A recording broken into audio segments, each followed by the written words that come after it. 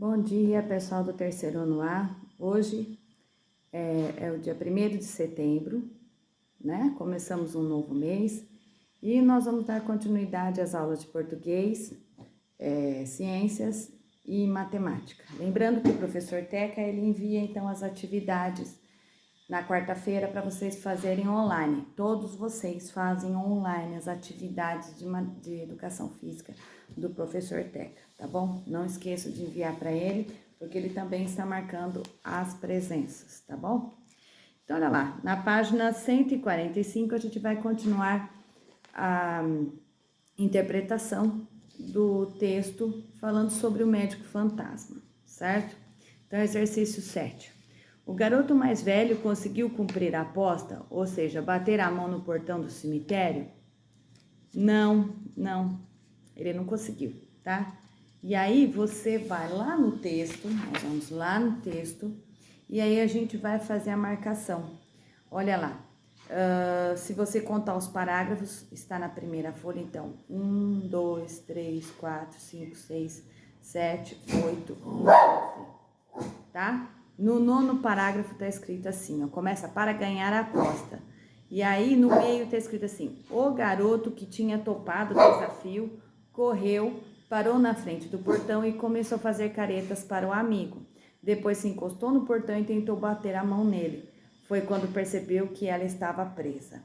Então, olha lá, ele não conseguiu cumprir a aposta, tá bom? 8. Quando o garoto mais velho percebeu que sua mão estava presa, ele demonstrou medo ou coragem? Ele demonstrou medo, certo? Tanto que ele até pediu socorro, ele gritou e ainda ele desmaiou de tanto susto que ele, né? Ele estava tão assustado que ele desmaiou. 9. Quem ajudou o menino que havia desmaiado? O médico fantasma que saiu de lá de dentro do cemitério para ajudar então o menino. Descreva as características físicas dessa personagem. Então, o que conta? Conta que ele era um velhinho, magro, e ele era quase transparente. Principalmente quase transparente. Então, quer dizer, parecia um fantasma mesmo, só os meninos que não perceberam. 10. Ao conversar com o garoto mais novo, o velhinho disse, eu sou o médico daqui. Daqui da onde? Do cemitério, né? Referindo-se ao cemitério. Essa fala causou algum tipo de estranhamento ou surpresa a você? Então, aqui está escrito assim, espera-se que os alunos respondam que causou o quê? Estranhamento. Você ficou esquisito, como assim, médico no cemitério? Não precisa, as pessoas estão todas mortas, né? Para que você vai precisar de médico no cemitério? Isso daí não precisa, tá todo mundo morto lá, né? Todo mundo descansando, então não precisa de médico. 11. O velhinho passou a mão na cabeça do menino e ele despertou no mesmo instante. É comum conseguir acordar desse jeito uma pessoa que desmaiou? É possível você passar a mão na cabeça? Não, né? Então tem que, às vezes, fazer outras ações, né? Praticar outras ações para poder acordar alguém. Então, aí a gente fala assim, não, espera-se que os alunos percebam que é um elemento mágico. Então, o fantasma, ele usou de um elemento mágico nesse caso, diferente, sobrenatural, para acordar, então, o menino. 13, que aí é um gancho para a próxima página. Converse com os colegas sobre os fatos que acontecem no texto. O médico fantasma. E ordene, então, a aula, tá? A aula não, o texto, o médico fantasma. Então, na página 146, nós temos, então, um texto, né? E esse texto tá faltando partes, certo? Então, você tem que voltar ao texto para buscar essas partes, certo? Então, aqui, olha só, tá faltando bem no comecinho, então, olha lá. Numa noite de lua cheia de um sábado de verão, não é isso? Primeira parte que fala, então, uma noite de lua cheia num sábado de verão. Então, o que é? O espaço, tempo e espaço, né? Tá faltando, então, a gente colocar em ordem essa parte. Desculpa, gente, mas eu tô dentro da minha casa e o barulho aqui é insuportável porque eu estou com obras. Eu não tenho onde dar aulas para vocês saberem, tá bom? Infelizmente, eu tenho que conviver com esse barulho e vocês vão ter que conviver também comigo, porque eu não tenho onde dar aula, tá? Não tem como, tá? Eu tô com obras, tô com construção aqui do lado da minha casa e por isso eu estou com essa barulheira, infelizmente, tá? O professor tem que conviver com barulho igual vocês, tá? A gente tem que conviver, infelizmente. Depois no outro pedaço, tá, já tem escrito então no livro. Dois meninos conversam e o mais novo faz a pergunta querendo saber se o mais velho tem medo de fantasma. Os garotos fazem uma aposta para testar a coragem do mais velho para ganhar a aposta.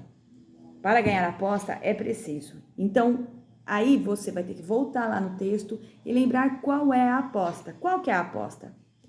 A aposta é entrar no cemitério à noite e bater a mão no portão do cemitério. Então, entrar no cemitério e bater a mão no portão do cemitério, tá? Eles chegam ao cemitério, aí tá no livro. O portão está fechado, o silêncio é profundo e o que tá acontecendo? Tá tudo escuro, está tudo escuro e eles começam a sentir medo. Você pode buscar essas informações lá no texto, tá bom? Então, fiquem à vontade. Depois está escrito no livro. Até agora temos noite de lua cheia e a aposta para testar o medo de fantasma e chegado ao cemitério. O cenário montado. Então, o cenário todo já está montado. A sensação do lugar. Então, nós montamos então o lugar. Noite, cemitério, chegaram no cemitério e estão com medo, tudo escuro, então o cenário já está preparado, tá bom? O garoto então tentou bater a mão no portão e percebeu que ele, né, o portão, não, é a mão, que a mão estava presa. Então o que ele faz? Ele grita bem forte e desmaia em seguida, tá bom? De repente, então, o velhinho do fundo do cemitério abre o portão e chama o outro menino que está lá, né, desesperado também. O menino reparou que ele era o quê? Aí, então, quem caracteriza o velhinho é o menino que não desmaiou.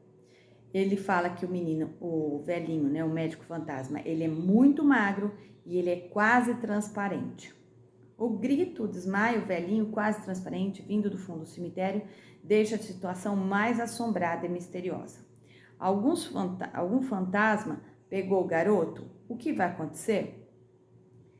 Então, não tem esse negócio, não tem essa parte de assombração. Como eu falei para vocês, esses textos são textos light, leves, não tem muito essa parte de assombração, né? Então, o velhinho fala gentilmente que é médico para o menino que está acordado e passa a mão na cabeça do menino desmaiado. E ele desperta na hora. A atitude do velhinho faz os garotos perderem o medo de fantasma. Quando eles, então, o que ele faz? Quando eles percebem que nem todos os seres misteriosos fazem mal.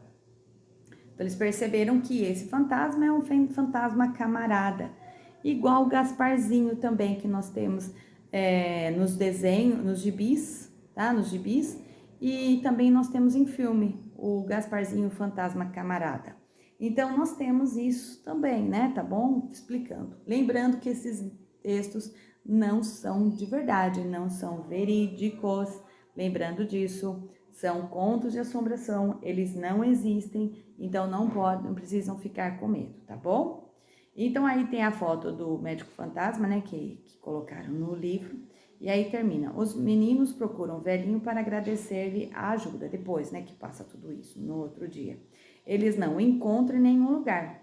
O médico desaparece e o mistério continua, mas o medo de fantasma acabou. Por quê? Porque ele tratou eles com muito respeito e delicadeza, né? Tanto a maneira como ele passou a mão na cabeça do menino desmaiado, é uma parte mágica no texto, mas o quê? Mas é algo calmo e tranquilo. Vejam que não tem nenhum tipo de violência nesse caso, tá bom? Só para vocês saberem. Aí então termina a aula de português. Depois, a aula de ciências. Nós vamos para a página 86. Nós temos 2 exercícios falando sobre as características de adaptação ao ambiente. nós temos no exercício 1 o dromedário, a raposa do Ártico. Então, ó, o dromedário é um lugar quente, muito quente, deserto quente e seco. A raposa do Ártico, então o que que ela, onde é o ambiente que ela vive? Ela vive num ambiente muito frio e úmido. E o bicho preguiça, ele vive em florestas, pendurados em árvores, tá? O ambiente úmido e cheio de vegetação, tá bom? Olha só a diferença entre esses animais. Então, eles tiveram que se adaptar ao ambiente. O dromedário, ele habita desertos no norte da África e regiões da Índia e Austrália. A raposa do Ártico tem a pele grossa e coberta de pelos, tá? Então, tem uma grossa cobertura de gordura, né? Para suportar o frio. Olha lá, um suporta o calor, o outro suporta o frio. E o bicho preguiça, ele passa a maior parte da vida agarrado ou pendurado em árvores. Olha a diferença entre eles. Ele também é um mamífero, os três são mamíferos, mas são mamíferos de ambientes diferentes. Então, eles estão adaptados a ambientes diferentes. Então, olha lá. Qual que é a alternativa do dromedário? O dromedário é essa aqui, ó.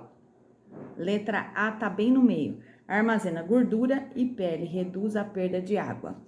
Por quê? Porque lá no deserto tem muito pouca água, então ele está adaptado para perder o mínimo possível de água, tá? Depois, a raposa do Ártico é a última alternativa. Desculpe, como eu falei para vocês, aqui não tenho condições de fazer muita coisa, porque o barulho, né, eu não tenho ambiente para sem som, tá? B, os pelos, então a raposa do Ártico, os pelos brancos facilitam sua camuflagem. Lembra da camuflagem que a gente estudou bastante? Então, ele tem um pelo branco para se adaptar ao gelo, que é branco. E depois, a bicho preguiça. Letra C, bicho preguiça, tem garras, pernas e braços compridos. Para poder o quê? Para poder ficar, pendurado nas árvores, tá bom? 2, liga os pontos. Se você ligar os pontos, você vai ver que o desenho vai completar um elefante marinho, tá? É um animal que tem uma espessa camada de gordura na pele, bem grossa, para aguentar o quê? Para aguentar o frio. O elefante marinho vive no frio, lembrando isso, tá? Por que o elefante marinho, então, qual é a característica dele? Ele vive em regiões de baixa temperatura, lugar muito frio, como os polos, Polo Norte e Sul. A camada de gordura ajuda a manter a temperatura de seu corpo, além de servir de reserva energética. Então, ele come bastante, ele é bem gordinho e ele tem o que? Uma grossa camada de gordura, tá bom? Para vocês saberem. Pronto, exercício de ciências, beleza? E agora a gente vai para matemática. Lembrando que hoje a gente vai usar esse livro aqui. Olha só. O Aprender Juntos. E na quinta e na sexta, nós vamos usar esse livro aqui para vocês saberem. Eu não tenho o livro, mas eu tenho a capa. Ó, amanhã e depois, quinta e sexta, nós vamos entrar no Aprender Sempre, volume 2. Só para vocês saberem. Então, hoje a gente ainda vai trabalhar esse livro aqui, que é o livro Aprender Juntos. E o outro é Aprender Sempre, tá bom? Então, vamos lá. Página 174. Veja o percurso que João faz de bicicleta todos os dias. Então, tem o caminho que ele percorre, certo? A casa dele. Depois, ele anda 2 quilômetros, vai até uma reserva ecológica, um lugar com árvores, olha lá. Depois, da reserva ecológica até a igreja, tem 700 metros. Da igreja até a escola, 700 metros. Da escola até a pracinha, 570 metros. E da praça até a casa do João, de novo, que é um percurso, né? 1 quilômetro. Lembrando que nós temos que pensar que 1 quilômetro vale o quê? 1.000 metros. 1 quilômetro, 1.000 metros. Letra A. Então, a gente vai fazer uma interpretaçãozinha. Qual é o maior trecho do percurso feito por João? O maior percurso não é da praça até a escola, porque da praça até a escola são 700 metros, não deu nem 1 quilômetro. E nós temos aí quilômetros, 2 quilômetros. Da igreja até a reserva ecológica, nós temos 700 metros. Também não dá certo. Então, o que é o correto? O correto, então, é aquele da casa do João ali reto em cima até a reserva ecológica, tá?